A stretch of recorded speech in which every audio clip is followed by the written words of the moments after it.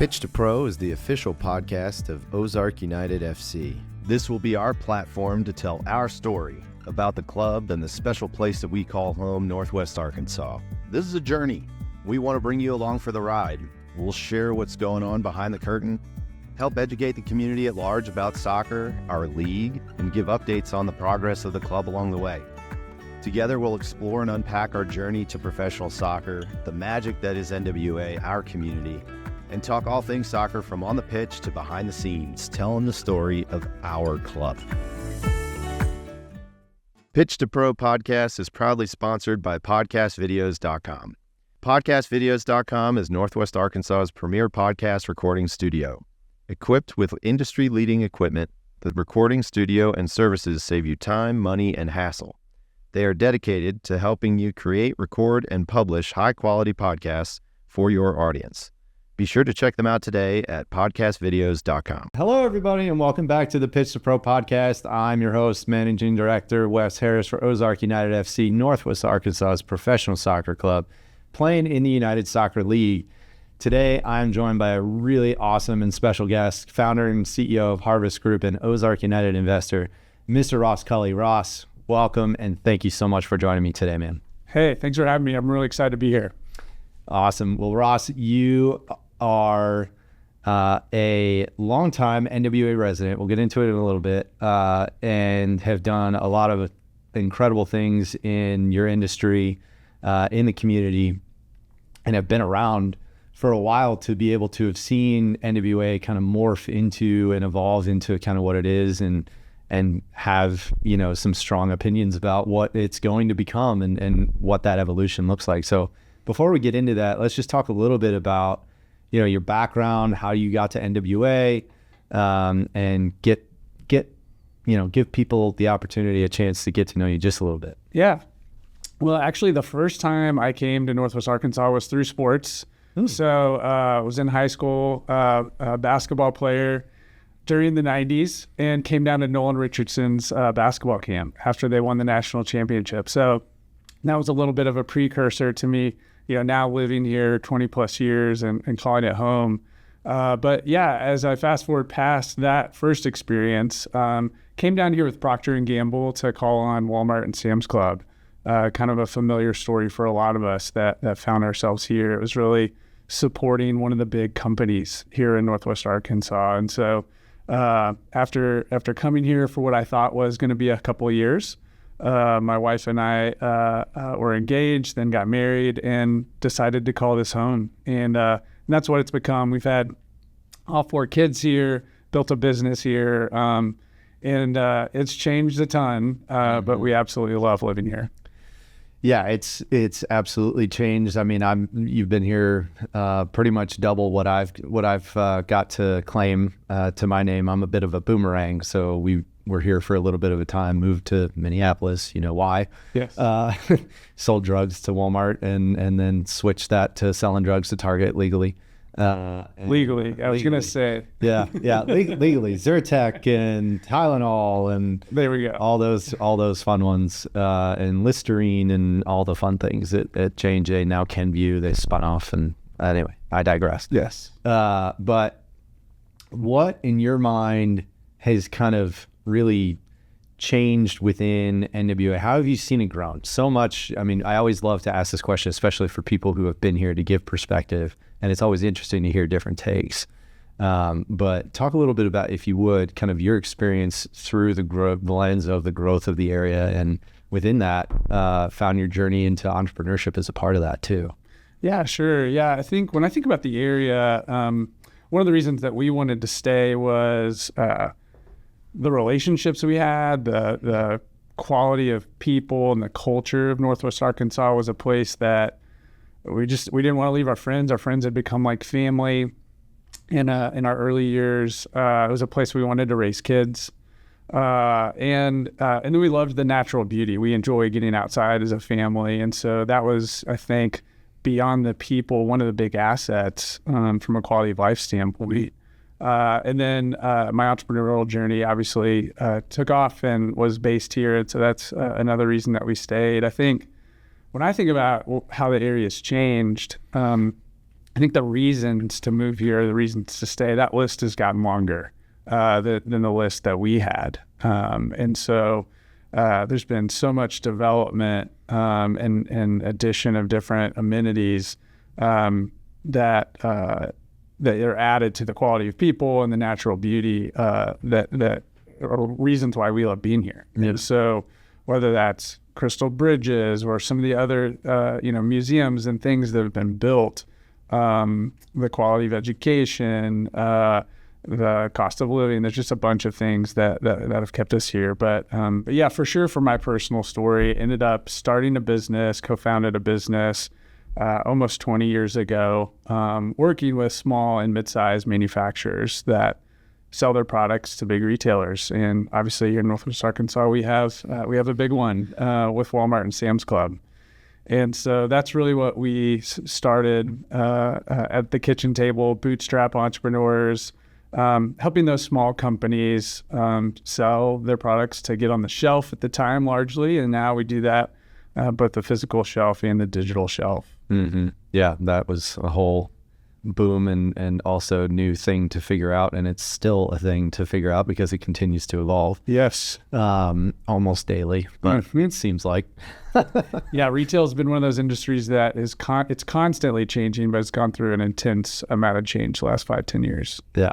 And I think, I mean, not to go into a retail podcast, but I think a lot of that too is as it's kind of on this like hockey stick evolution of as tech changes and the way that consumers interact with that, so too do the changes that suppliers and retailers need to engage in change and capability and all of that. It's almost like this and becoming even more challenging, but also reinforcing the need to be adaptable. Yeah, agreed. Yeah.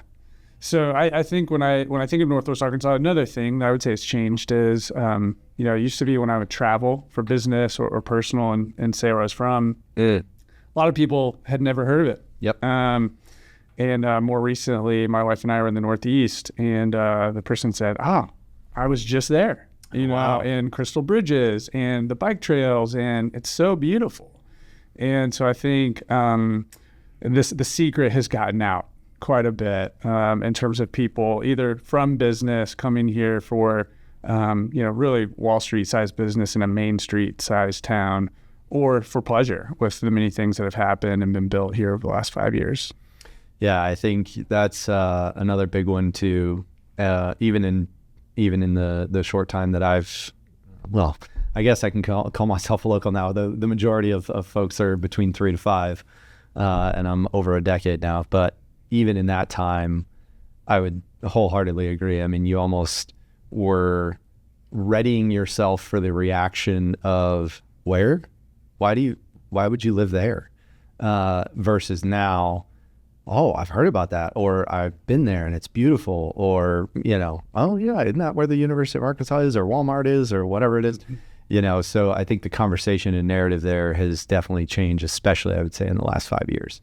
Yeah, I had one cool experience in Alaska 2 years ago. We went there as a family. It was my 50th state to visit. We traveled a lot as a family, camped as a family growing up, and I was in a coffee shop, and somebody saw an Arkansas shirt that I had on, and they said, "Oh, where in Arkansas do you live?" I said, "Northwest Arkansas." I said, "Isn't that the home of Onyx Coffee?" Oh, wow. And Bearded Goat Apparel? And I was like, yes, it is.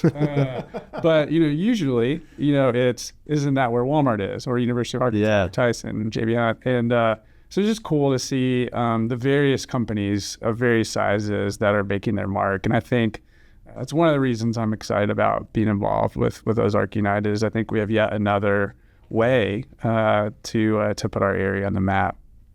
I think that's spot on too, and part of kind of, a lot of it is, why soccer, why OZFC, why Northwest Arkansas is, a lot of it's timing in terms of where soccer is, where, the area is, and we'll get into that in a bit. But I think that's also kind of where Northwest Arkansas is as it competes on, not that you are in competition, but you're not, right, with other markets for resources, talent,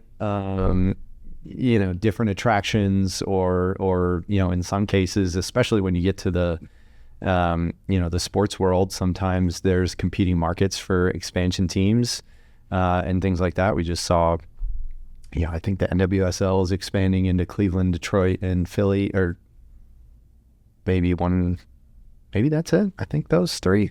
Trust you on that. Or WNBA, that was it. WNBA just announced 3 more expansion teams. Okay. Caitlin Clark effect. Anyway, Yeah. I'm all over the place here, but I think a lot of that too is where Northwest Arkansas is on the stage and what markets it's competing against, and that has grown beyond the regional or typical, players that we've benchmarked ourselves against. I had a different guest, Mervyn Jebaraj of the University of Arkansas Economic Center for Research and Development, and they've actually had to change their countries of benchmark, with the NWA Council and all of that, because we kind of had surpassed a lot of it, and it made us look really good, and we were kind of patting ourselves on the back, and it was like, okay, our comparable markets now have shifted and changed, and we need to set our sights higher. And I think that is a definite moment where it's a signifier of kind of the growth and development of NWA and kind of where it's at. For sure. Yeah, and I think, we're talking to in essence is vision. Mm-hmm. And something as an entrepreneur that I've had to learn a lot about and experience. And I think when we think about our area that's growing and changing, that's another important thing for us to have. Many of us who've lived here a long time have grumbled about the change. It's more traffic. Yeah, it's this, it's that. The other way to look at that is to look forward with vision of the good things that are coming. I think this enterprise, Ozark United, is really one that takes vision to see not what we have been as an area, not even maybe where we are, but where are we going? Yeah, and to see that and get ahead of that, and as an investor, having vision and spotting trends and hitting that timing, the point you just made, are critical. And you've spoken about this before on the podcast, but when you think about professional sports, a lot of people look up at the headline grabbing valuations of, be it the Lakers or all the different transactions that happen, Celtics, Mavericks, and say, kind of, duh. Like, I would have made that move if I had the opportunity. But if you rewind and you read the whole story, a lot of the people, when they got in to those teams, it was not a no-brainer. And there was a lot of laughing and naysaying and eyebrow raising when they got into professional sports. But when you spot trends, when you have vision and you hit the right timing, that's when sometimes magic can happen. And I think you're spot on, and we'll talk about, and we'll dive a little bit more into that, into soccer specifically and NWA and the league. You obviously had some vision and some grit to get to where you are now with Harvest Group. Talk a little bit about that journey and lessons learned, and maybe some parallels that you might be able to draw for any entrepreneurs out there listening, or folks thinking about vision and NWA. And I mean, there's some intense, I had Nelson Peacock on the podcast early days, and some of the decision makers for the area, you start thinking about things that impact people's lives as an entrepreneur and a CEO, impacting the people's lives of your company based on decisions that you make. It's a heavy burden, and not something to take lightly, right? And having vision and foresight to do the best that you can with the information that you have. That was something that hit home for me in planning city infrastructure and who do we want to be in 20 years? You have to start planning for that now. Talk more about that from your lens as a builder and an entrepreneur. Yeah, my Harvest Group journey has been a 20-year journey, and so there's several chapters at this point, and I think that's helpful as we think about building the club here as well. But in the early days, you're just scrapping and you're trying to survive. You're figuring it out as you go. You're hopefully surrounding yourselves with as much wisdom and counsel as you can. Mm-hmm. But it takes some people to see that vision and take a leap of faith, to take a chance, to believe what they can't see, to have the same vision that you have. And so for us, that was early clients, early employees that decided to, believe in us, even though we had no office, we had no income, obviously at the start. And so those early days, each stage has exciting parts to it and hard parts. And sometimes we can look back and with nostalgia and it becomes mythology. But those early days can be really, really hard. At the same time, they're so exciting because it feels like every little inch you take is a huge celebration. It's a big accomplishment.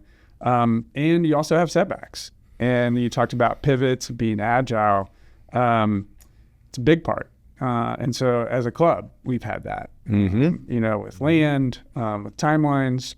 Yep. And as an entrepreneur, I remember, people being naysayers, as I started Harvest Group, and man, did you make the right decision, to leave, and shaking heads and, not believing. And you have to push through that, to believe in that vision and just keep taking those steps forward. And so that was the early years. Then, thankfully we were able to hire some amazing people.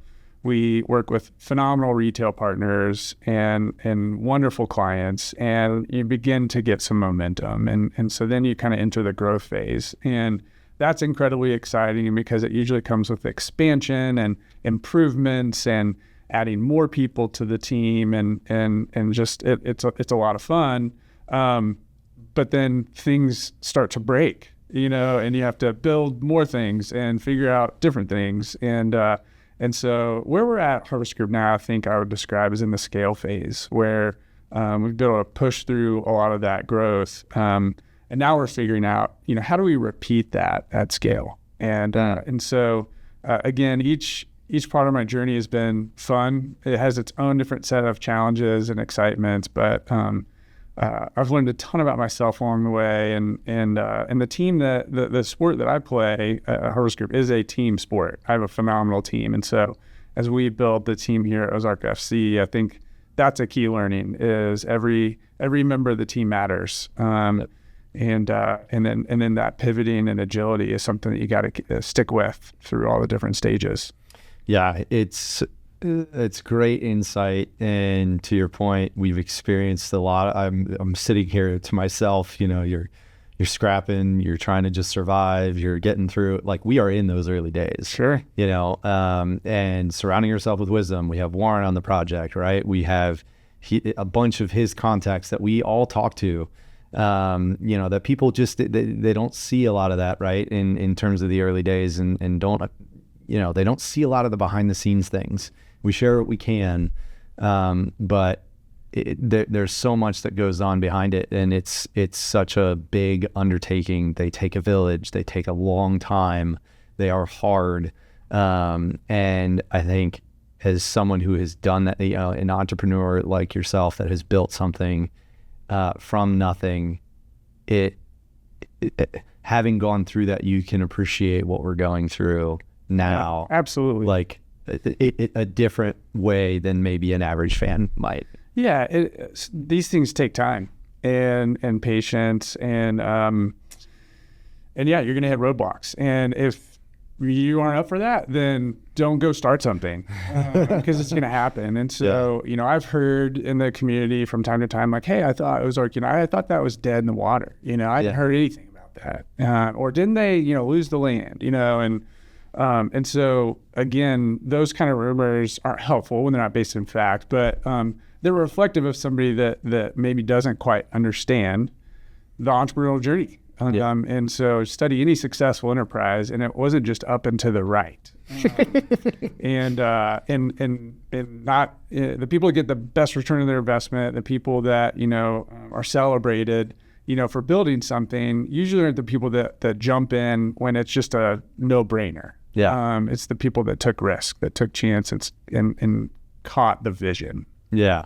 And the journeys aren't linear, it's all kinds of squiggles and to your point, things that you got to navigate and jump around or jump through and get counsel on and just find your way. And we're working through those things now and continue every time, you think you're coming up against something and then something clicks and happens and you have some more momentum and continues to just like reaffirm like, yes, this is the right thing. Let's go.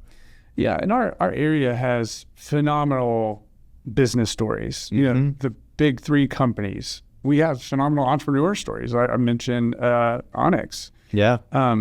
If you study all of those companies, they had pivots. Yeah. They had early investors that took a chance that had no idea what was going to happen. And, think about Sam Walton, his first store in Newport, Arkansas. He had to pivot land to here. And so everything that we're going through at Ozark FC, it's all normal for a company or a venture that's in this life stage. And I'm excited to go on that journey again with you guys. I think that's you hit on something too in a way that I think the area has changed too, is it's kind of become almost a hotbed for in this incubator for entrepreneurship within a bunch of different industries. Obviously, a lot of them have related back to kind of CPG and retail and or supporting, either technology or agencies or whatever it is. But I think that's another area, especially within the last 5 to 7 years, that I've seen the area grow.